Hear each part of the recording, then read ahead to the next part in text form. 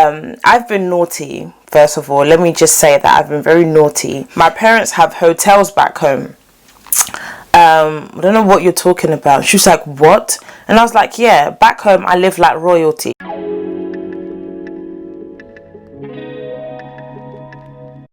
Hey guys, welcome back to the channel. How are you all doing? I hope you guys are having a lovely morning or afternoon or evening whenever you are watching this particular video. So if you're new to the channel, welcome, and if you're subscribed and you're back again, it's good to have you again. Please subscribe before I continue and put your notifications on so you don't miss any uploads from me.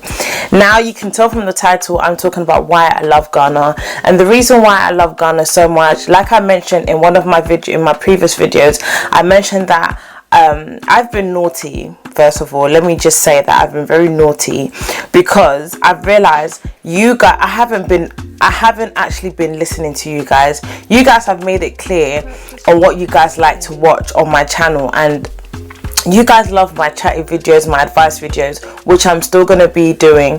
But I've realized you guys also enjoy my African Ghanaian content, and I used to drop some here and there, but I realized that's what's really doing well on my channel. So I thought to myself, okay, it's about time I listen to the people, give them what they want.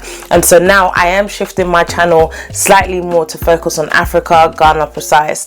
So yeah, so I thought this was the best way to start introducing the reasons why I love Ghana so much, and why I'm so passionate about Ghana, and why I do so many topics about it. So it just makes sense to have this video out so that you guys have a more of understanding of why I love Ghana so much. One of the reasons why I love Ghana so much is because there's a peace.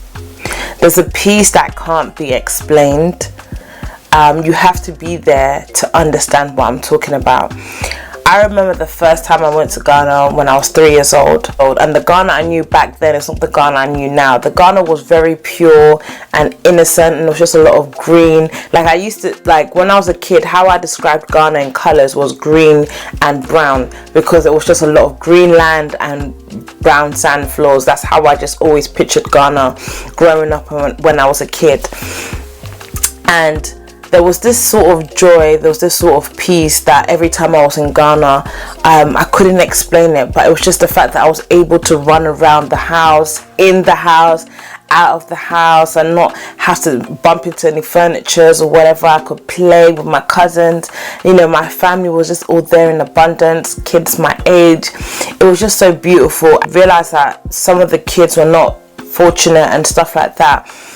And it used to upset me as a kid, because I didn't understand before that why would kids not wear clothes like me, why they're not looking like me, or why they're not dressed well. But then the thing that we both had in common was that we were happy to play with each other. I liked them and they liked me very much. That's all that mattered to me. It didn't matter about anything else or anything like that. I just loved Ghana. And I remember, like, when I was younger, I used to go Ghana quite a lot, and I used to go for a very long period with my parents. And my friends in primary school or friends around in the neighborhood would always look at me and say, why do you go to Ghana? Like, why? They just couldn't understand why I loved Ghana so much from a very young age, and I couldn't explain it. I could never explain what it was, but I just kept on going back each and every year. I was always going back. Up until the point when I was even at university, I actually had a well-educated girl, I should say, asked me, why is it? Because, what, do you guys live in huts? Do you guys have buildings? And this is up in my grown age. In my grown age, I had people asking me that. And then I had to stop her and educate her. And I was like, babes, my parents have houses back home. My parents have hotels back home. I don't know what you're talking about. She was like, what? And I was like, yeah, back home I live like royalty. Here I'm hustling, but back home I live like royalty. And that brings me to my next point. Another reason why I love Ghana is the freedom. The freedom to just park your car anywhere you want. The freedom to play music on the streets and people are dancing, people are rejoicing. You play music here, police are here, come to tell you to put the music off. Otherwise, it's going to escalate. But Ghana, It's actually mundane that they play music on the streets. You can just be walking and you'll be hearing music here. Someone selling plantain with their music on the side. There's a nice chop bar on the side and music is booming.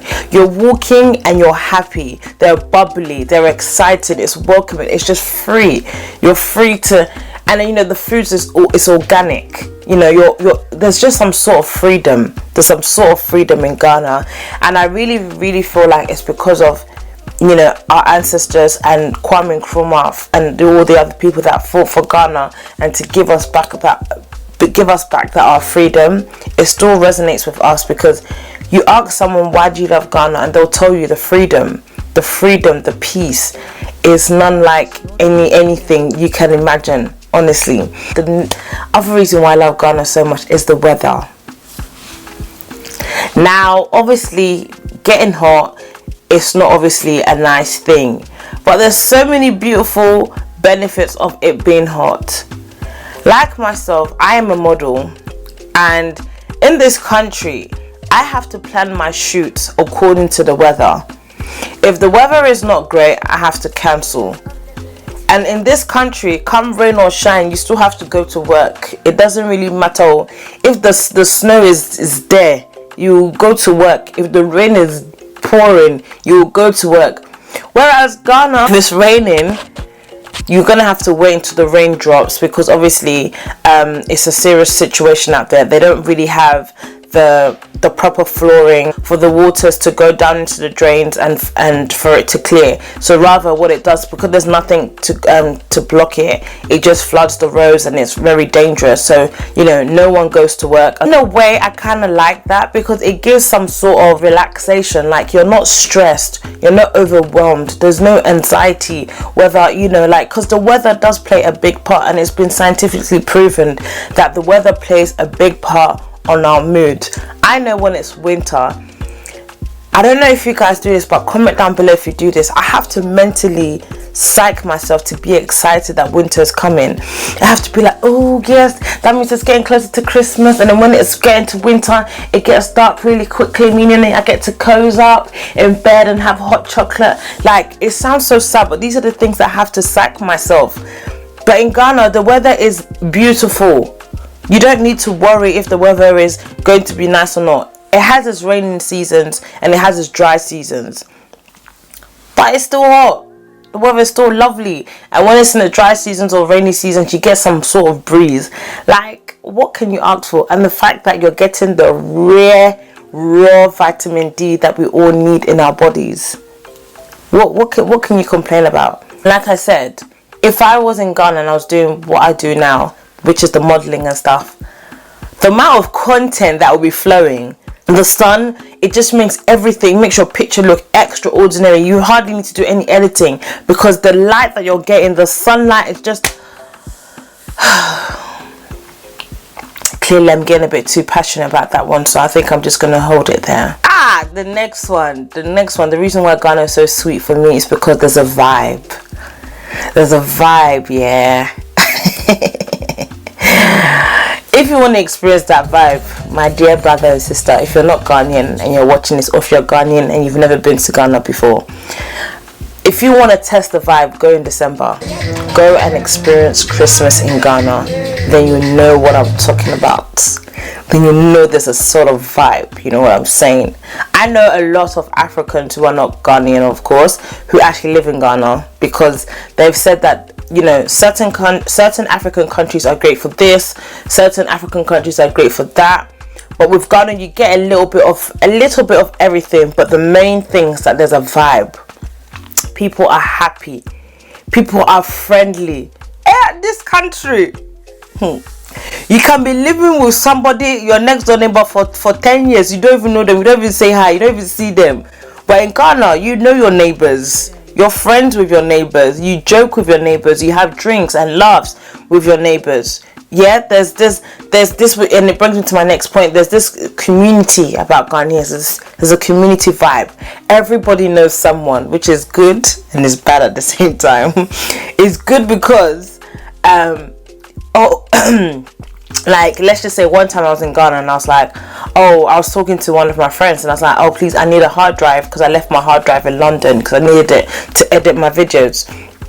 Oh, no wasting time, just call. Yeah, Charlie, I need a hard drive. Yeah, when can you bring it? Simples. You know, there's some sort of community.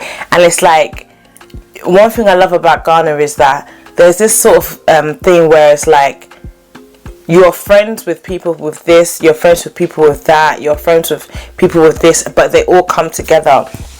And one I was watching one interview, and the person was saying that she lived in Switzerland, I think, and she was saying that in this country, because there's no sort of community, you just by force end up being friends with your colleagues and say, yeah, these are my best friends or whatever. If you guys didn't work together, would you guys be calling each other best friends?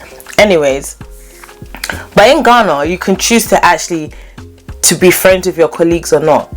It's okay, like, because everybody has their own sort of community and they all have their sort of belongings, like friendship belongings that they, you know, they associate themselves with. So it doesn't really matter. You guys will work together, you guys will be cool, they'll make jokes, pure jokes, and have each other's back. If you're working with each other and you guys are not really close, they can come and actually sit with you and tell you their problems and be like, Charlie, it's really hard at the moment, I'm not able to go home. If you could borrow me some 20 cedis or some 10 cedis to go home. In this country, so it's a lot to ask, you know, like you're humbling yourself from head to toe to be like to a person, please can you help me, like, to go home, like, you know, because when this country, when you get your money, you have to hold on to it tight because it's not easy to come by. That's one thing I've noticed about this country, it's not easy to come by. But with Ghana, money too is not easy to come by, but people help each other, if that makes sense. So that's what makes it kind of easier. And so yeah, guys, there's